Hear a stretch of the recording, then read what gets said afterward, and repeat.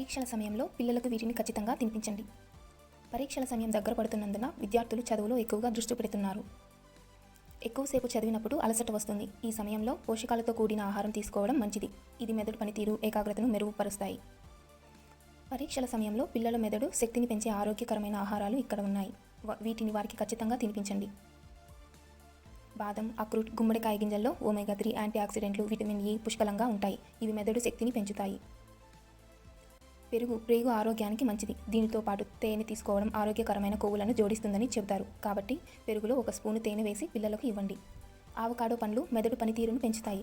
Brown bread మధ్యలో avocado పేస్టును పెట్టి టోస్ట్లా చేసి తినడం మంచిదని నమ్ముతారు. శనగలతో తయారు చేసిన ఆహారాల వల్ల ప్రోటీన్ శరీరానికి అందుతుంది. ఇది మెదడుకు కావలసిన ఆహారం. అలాగే క్యారెట్, వెల్లుల్లి కూడా తినవచ్చు. చదువుతున్నప్పుడు గ్రీన్ టీ, బాదం తినడం మంచిదని చెబుతారు.